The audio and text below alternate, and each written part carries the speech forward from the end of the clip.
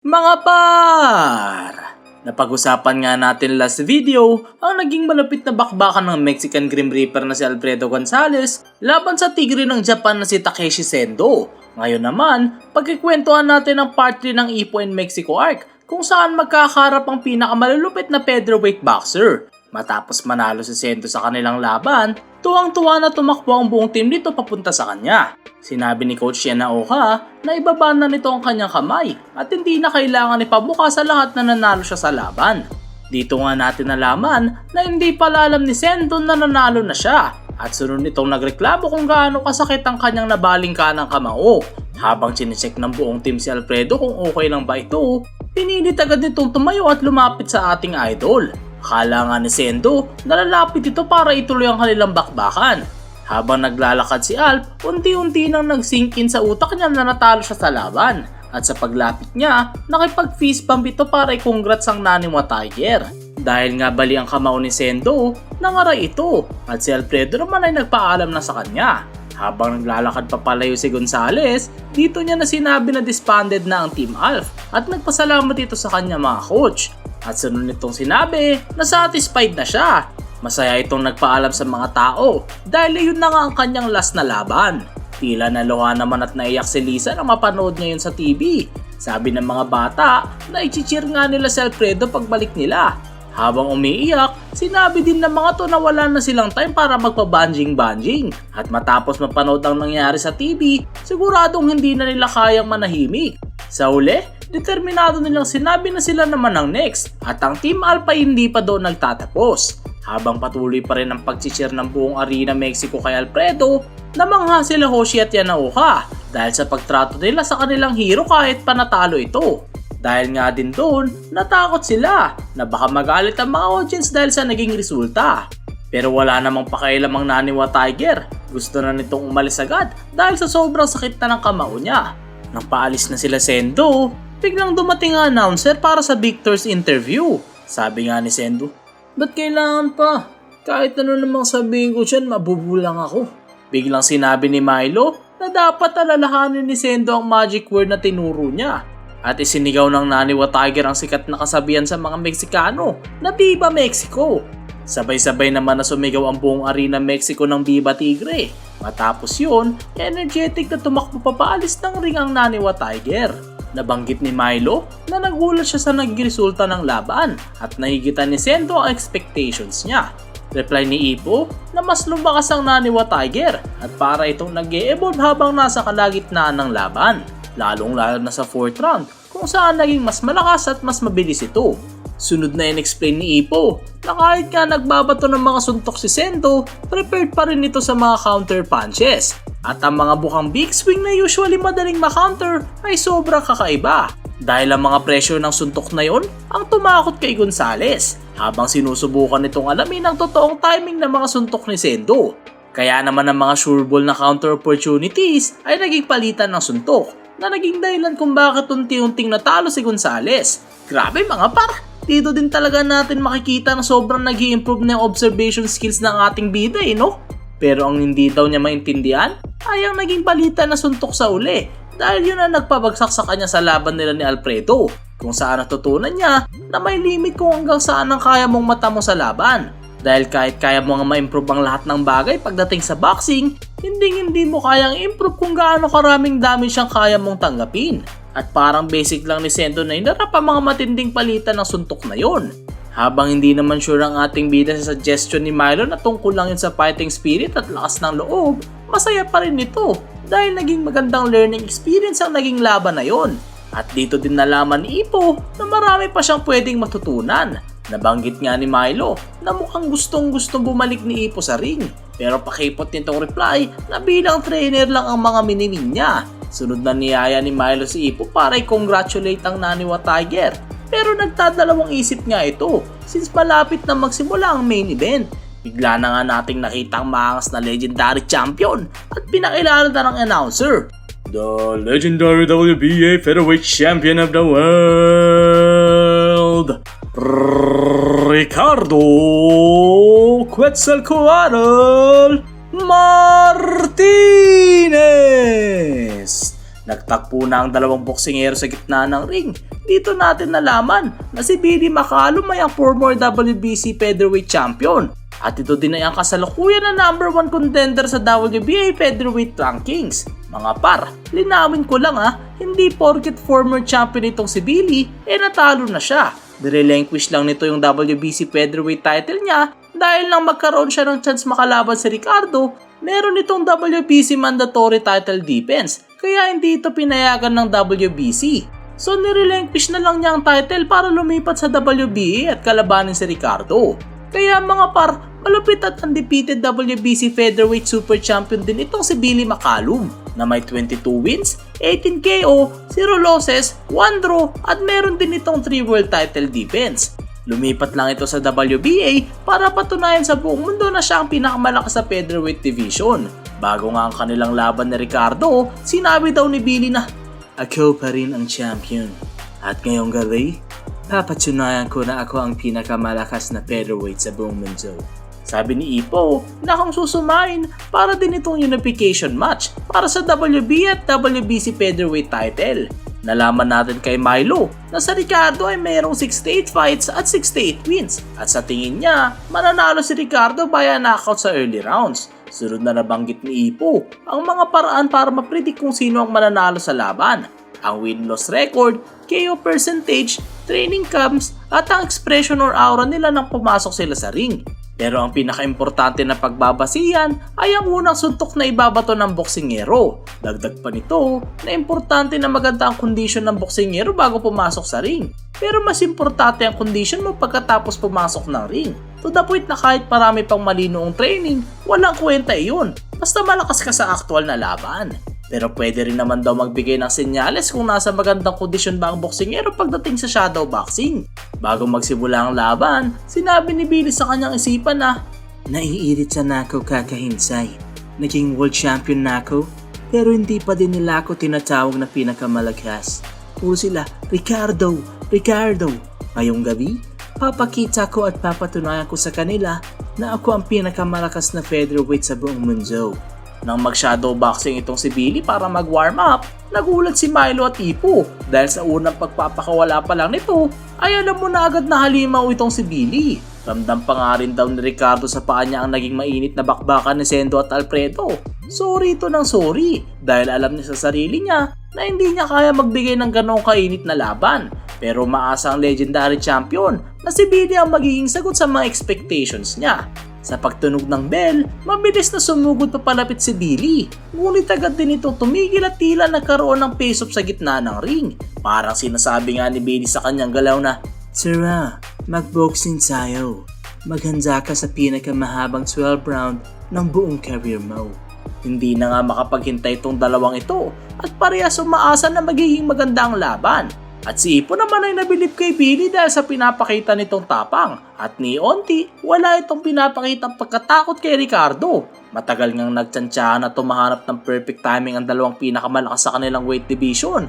Kahit nga nagtatansyaan lang itong dalawa, ramdam at kita na ng mga manonood ang paparating na bagyo na para bang dalawang cowboy na naghihintay sa perfect timing para bumunot ng baril. Mga par, dahil nga sa init ng face-off na yon, nakalimutan huminga ni Ipo at kamuntikan ng matuluyan. Buti na lang, agaan nitong binatukan ni Milo para may masmasan. Matapos yon, nabanggit ni Ipo na ang estilo nitong si Ricardo ay aaralin muna ang kanyang kalaban sa buong 3 minutes ng first round. At sa second round, matapos nitong maaral ang kanyang kalaban, tsaka ito magiging agresibo. Sunod na in-explain nito ang perfect stance ni Ricardo. At tinawag itong perfect natural stance na handang mag-react sa kahit anong mangyari sa loob ng ring. Dagdag pa ng ating bida ang sobrang tindi na aura na bumabalot kay Ricardo. To the point na kahit titigan ka lang nito ay mape-pressure ka na. Kaya naman nakalimutan na namang huminga ni Ipo dahil sa sobrang pressure at agaran to the rescue itong si Milo. Lang yan mga par, hindi ko alam kung ma-excite ba ako sa intense face-off o matatawa kay Ipo Putik na yan. Pero sunod natin nalaman na si Billy pala ang dahilan kung bakit nakakalimutan huminga ni Ipo. Dahil kahit nga sobrang intense ng aura ni Ricardo, kalmado at tila handa ito sa lahat ng pwedeng mangyari. Nabanggit ni Ipo na kahit nga walang depensa ang sentido at ang panga ni Billy, sobrang hirap pa rin makalapit sa may mga ganoong boxing stance since kalahati lang ang pinapakita nitong katawan. Kaya naman limited lang ang mga pwede mong atake. At ang stance daw na to ay kadalasang ginagamit ng mga counter puncher, kaya mahirap sugurin basta-basta. Kaya naman naalala nito si Mashibat Miyata. Kung natatandaan nyo mga par, ito din ang boxing style ni Bison na kalabanin niya si Takamura. Sunod nga nabanggit ni Ipo na Detroit style ang tawag sa stance na yon at tinanong si Myla kung tiga Detroit ba itong si Billy. Base nga daw sa pamphlet, si Billy ay tiga Philadelphia, Pennsylvania. Dito nga natin nalaman kay Bill na kahit unang sumikat ang style na yun sa Detroit, merong sabi-sabi na nag-originate yun sa Philadelphia kung saan pinanganak si Billy. Nabanggit nito na pwedeng gamitin pang opensa o depensa ang nakababang kamay at kapag naman sumugod ang kalaban, agad nitong gagamitin ng L-shaped block para itago ang mga vital area. Parang clam nga daw ang depensa ngayon sa sobrang tibay. Kaya naman tinawag itong the Philly Shell. Mga par, trivia lang, ito din ang gamit na boxing style ni Floyd Mayweather Jr. Dagdag pa ni Bill na kahit maraming gumagamit ng ganoong stance, nasisiguro niya kakaiba si Billy since pinanganak ito sa Philadelphia kung saan nagsimula ang boxing style na yon. Sinabi nga ni Ipo na sa tingin niya hindi sapat ang 3 minuto para maaral ni Ricardo ang Philly Shell. Pero pag naaral na Ricardo yon, siguradong yun na ang katapusan. Wala na, finish na. Sa waiting room, nainip na si Sento sa staring contest nitong si Billy at Ricardo. Sumagot naman si Anaoka na kahit nga sobrang veterano na tong si Ricardo, ingat na ingat pa dito kay Billy dahil sobrang intense pressure ang pinapakawalan nito. Sunod niyang sinabi na naghihintay si Ricardo na mag first move si Billy. At matapos yun, tsaka siya bubuo ng game plan para talunin ito. Nasisiguro naman ni Ipo na hindi uuna itong si Ricardo. Matapos ang matagal na tansyahan at pag-iisip nitong si Billy, lumalaw na ito at nagbabalak ng maunang umatake. Na magkatinginan nitong dalawa, tila naging calm before the storm nga ang nangyayari. At bigla nagpakaulaan ng matinding left jab si Ricardo. Laking gulat nila Sendo sa waiting room dahil si Ricardo ang unang umatake. Dito nga natin nalaman kay Ipo na inunahan na ito ni Ricardo dahil wala itong makuhang impormasyon kay Billy. Sunod-sunod nagpakaula ng mga solid na left jab si Ricardo sa depensa ni Billy. Napatanong si Ipo kung anong nangyari dahil first time daw na naunang umatake si Ricardo. Dito natin nalaman na kaya pala ito nauna dahil na-hype ito sa laban ni Sendo at Alfredo. At unti-unti nang nawawala ang init na nararamdaman niya sa paanan. Frustrated ang champion dahil hindi nagiging katulad ng laban ni Alfredo at Sendo ang mga laban niya dahil lahat ng matches ni Ricardo ay all according to the plan, kaya ang napapanood lang ng mga audience sa isang harmonious fight at sawang-sawa na siya sa ganong laban. Tila pinagpaglang ni Billy ang mga binatong suntok ni Ricardo at sunod nitong sinabi, "Sa sobrang dami mong experience, dapat alam mo na nawa-effect yung mga mahina mong sunsok sa matibay kong depensa." Trinit nga ng legendary champion ang sinabi ni Billy bilang invitation. Dahil dito, mabilis na sinugot ito ni Ricardo at sunod-sunod na nagpakawala ito ng suntok. Dito natin nakita ang sinasabing matibay na depensa ni Billy at on point na sinalag lahat ng mga left jab na binabato ni Ricardo. Sa waiting room, sabi niya na Oka na hindi nagkakaibang Philly Shell at Detroit style. Pero ang Detroit style nga daw ay mas nagpo-focus sa offense. Kaya naman sa tingin ni Sendo na kapag nasira na ang depensa ni Billy, madali nang matatapos ang laban. Pero sagot niya na Oka na hindi ang defensive capabilities nito ang biggest threat sa Philly Shell. Nabilib si Billy sa mga solid na left jab ni Ricardo at first time niya makatapat ng may ganun ka-solid na left punches. At alam niya na ngayon kung bakit undefeated ang legendary champion. Napansin ni Billy na ang lahat ng left jab ay setup lang para sa isang malabombang suntok na right straight. Nalaman nga natin kay Sendo na ang biggest threat pala ng Philly Shell ay ang counter capability nito. At na magpapakawala na si Ricardo ng solid right, mabilis itong inilagan at nagbato ng left hook counter. Sunod natin nalaman na nailagan pala ito ni Ricardo sa pagbaluktot nito ng kanyang leeg. May mga na-ellipse kang mga manonood na makita yun, pero mas maraming nadismaya since napipredict na nila agad ang magiging resulta ng laban. Napaisip si Ricardo na kapag unti-unti na siyang nagseseryoso, mas talong humihina ang apoy. At napatanong ito kung boring ba ang kanyang mga laban. Sunod nitong sinabi na, "Paano ko gagawing exciting ang laban ko kagaya ng laban nila Alfredo?" Kailangan ko bang sadyain na magtamo ng suntok? Magiging masaya ba sila doon? Kailangan ko ba gawin yun? Hindi pwede. Malaking kasalanan yun pagdating sa boxing. At sunod nitong tinanong kung ano dapat ang kanyang gawin para matuwa ang mga audience, since ginagawa niya naman lahat ng kaya niyang gawin para sa laban niya. Dagdag pa nito, nakasalanan ba na kaya niya makita, maramdaman at ipredict lahat ng nangyayari, kaya hindi siya tinatamaan ng suntok. Sinabi nito na, hindi ako Diyos. Ito ang katawan na ginagamit ko para lumaban. Babagsak din to pag tinamaan ako ng suntok. Nakakaramdam na ako ng sakit, natatakot at pwede rin akong matalo. At napatanong siya kung paano niya babaliwalain ang mga sinasabi ng mga tao at magpatuloy dahil isa lang din naman siyang tao kagaya ng lahat. Sa uli, tinanong din ito kung bakit hindi siya maintindihan ng mga ibang tao at kung bakit hindi makita ng lahat ang kanyang makismo. Grabe mga par, kung may pogi problems, meron din palang problema na nakukuha kapag sobrang lakas mo, no?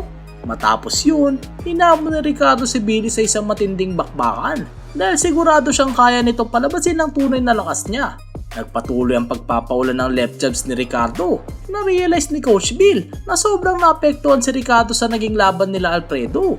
Nagulat si Billy dahil hindi ito ang kanyang inaasahan na Ricardo na sobrang kalmado. Pero mga par, counter puncher nga itong si Billy. Kaya naman sinabi nito na mas mapapadali ang kanyang trabaho. Na magpakawala ng 1-2 punch ang legendary champion, mabilis na kumounter ng left hook si Billy at nagbalak magbato ng follow-up punch. Ngunit laking gulat ng lahat na kahit nga perfect timing ang counter na yon, padaling nasanag yun ni Ricardo at tila ina-expect na nito ang counter na ibabato ni Billy. Unti-unti nang natatakot ang challenger sa pagkahalimaw ng legendary champion, pero pinainit ni Ricardo ang dugo nito at tinamo na galingan niya palalo. Si Billy naman ang umipensa at sunod-sunod na nagpakawala ng flicker jabs. Pero tila effect nga ito kay Ricardo at madali lang nitong sinasalag ang bawat suntok. Nabahala nga siya dahil nanatiling hindi apektado si Ricardo sa mga suntok na yun. Dahil doon, naisipan ng gamitin ni Billy ang kanyang pamatay na right hand cannon kahit early rounds pa lang. Ngunit nang papakawalan niya na yun, hindi yun natuloy at biglaan lang siyang dumistansya. Dito natin nalaman na tumalon pala ito palayo dahil napilito na hinihintay ni Ricardo na dumating ang suntok na yun para kumounter ng solid. Kaya mas lalo na lang nitong hinigpitan ang kanyang depensa. Si Ricardo naman ang umabante at habang nagpapakawala ng sunod-sunod na left jab, nagmamakaawa ito kay Bill. Napakitaan pa siya nito at mas lalo pa niyang galingan. Matapos ang pagpapawala ng jab ni Ricardo, na-corner na sa lubid si Bill. Tila hinihintay at hinahamon nga ni Billy si Ricardo na sumugod habang nasa lubid dito. Nang sumugod si Ricardo, nagpaulan nito ng sunod-sunod na left jab at ginawang bata ang undefeated former WBC champion.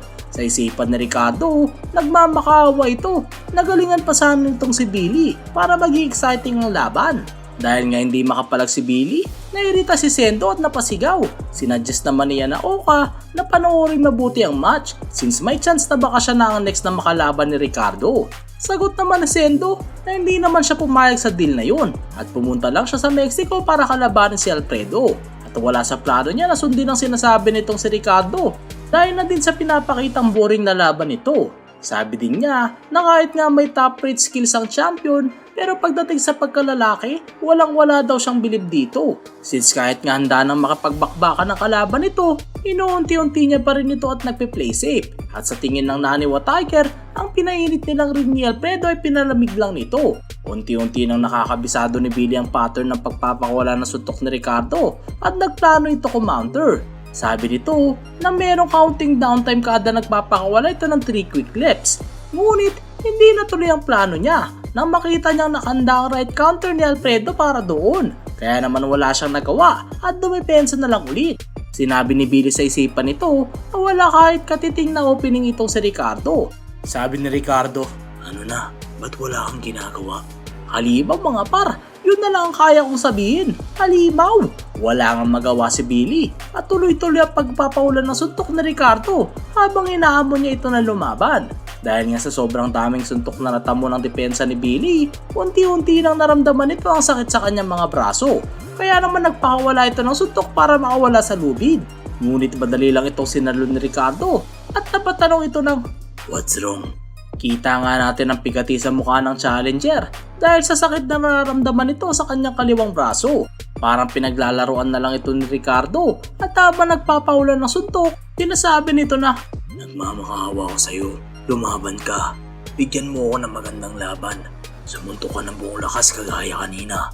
Tuluyan na nga nawala ng lakas sa mga braso ni Billy at nawala na ang L-shaped guard nito. Pinagpatuloy ni Ricardo ang pagpapakawalan ng left jab, ngunit wala pa rin sagot itong si Billy at nanatiling one-sided ang laban. Nang subukan ni Billy na bumawi ng suntok para uminto ang pambubugbog, mabilis itong pinatigil ni Ricardo ng isang right straight at sunod-sunod na kumonekta ng malinis sa mukha nito. Dito nga sinabi ng coach ni Ricardo na winasak nito ang sobrang tibay na siya ni Billy ng pinong-pino. Naalala ni Sendo na gano'n din ang ginawa ni Ippo sa laban nila ni Mashiba. Kaya naman naginit na ang dugo nito. Siguro, narealize na rin ng Naniwa Tiger na mali ang sinabi niya tungkol sa legendary champion. Nagulat si Ippo dahil kahit alam niya nga malakas si Ricardo, hindi nito in-expect na gano'n pala ito kalimaw. Napatanong ito sa kanyang isipan na mayroon kayang makakapagpalabas ng tunay na lakas ni Ricardo. Dahil kung walang makakapag-challenge at pagpapalabas ng totoong potential ni Ricardo, nasisiguro nito na sobrang lungkot nun. Sinabi nga dito ni Ricardo, "Malaswerte." O nangangahulog ang malas dahil hindi na naman niya nailabas ang kanyang tunay na lakas. At kasunod nito ang mabilis na pagbagsak ni Billy. Dahil dito, agad-agad na pumagit na ang referee at tinapos ang laban sa first round. At idineklarang, "And still, the undefeated WBA Featherweight Champion of the World,